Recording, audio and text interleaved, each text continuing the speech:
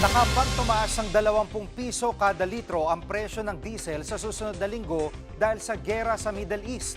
Live mula sa Mandaluyong, nangunguna sa balita si Transportation Correspondent Gerard de la Peña. Grabe Gerard, 20 pesos, paano yung presyo ng gasolina?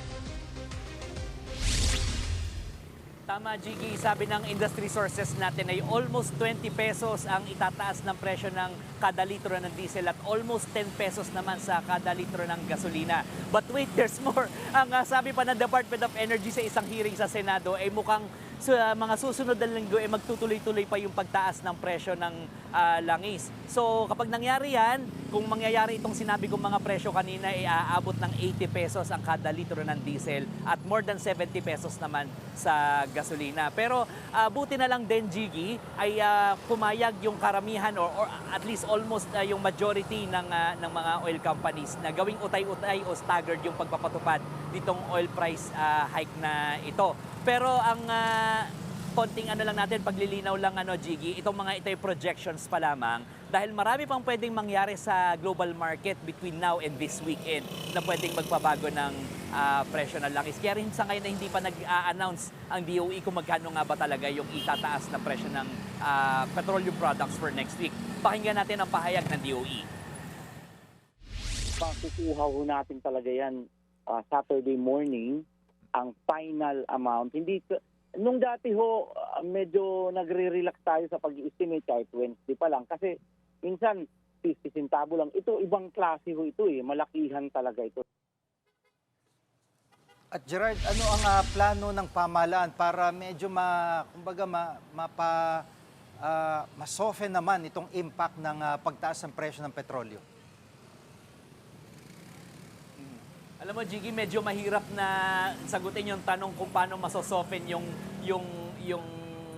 presyo natin. Pero sa ngayon, ang assurance ng Department of Energy ay sasapat yung ating supply at least hanggang April 15. Tapos pinayagan na rin yung mga oil companies na bumili na ng kanilang stockpile, yung kanilang mga supplies para nga ma-extend pa itong itong assurance na magkakaroon tayo ng supply sa mga susunod pang buwan. At sinabi na rin ng DOE na pinag-aaralan nila kung yung PNOC mismo ang bibili para nga ma-ensure na meron tayong supply. Pagdating naman sa fuel subsidy, nauna nang sinabi ng Department of Transportation na hindi ito basta-basta makakapag-release ng pondo kahit pa meron na itong 2.5 billion pesos sa budget dahil kailangan muna mag-average ang presyo ng langis sa global market sa $80 per barrel. Sa ngayong araw, umaabot na ito sa $150 per barrel. Pero dapat mag-average muna ito sa 30 calendar days. At malabo rin daw pagbigyan yung hirit ng mga transport groups na temporary o yung pansamantalang pagtataas ng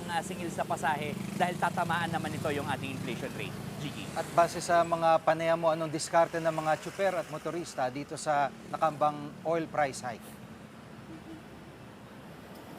Alam mo, Jiggy, kanina sa pag-iikot natin sa ilang mga gas stations, napansin natin na marami ng mga sasakyan ang pumipila at nagpapa-full tank ng kanilang mga sasakyan.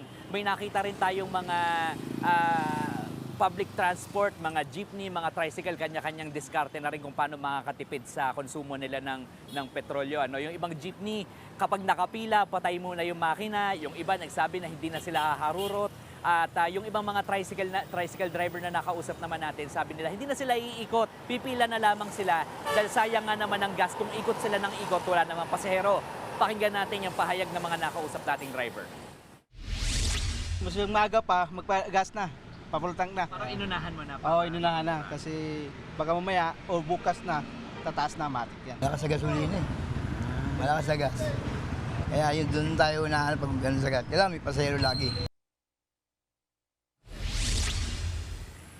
Jiggy, kanina ay sinabi rin ng Department of Energy na nagbigay na ito ng babala doon sa mga oil retailers na magsasamantala sa sitwasyon. Kasi ang ginagawa ng iba ay iniipit yung supply, yung iba hindi mo na nag-ooperate para hindi sila makapagbenta at yung supply nila ay mabebenta nila sa mas mahal na halaga kapag nag-increase na nga yung presyo natin next week. So mag-iipit daw sa pagbabantay ng mga retailers ang Department of Energy.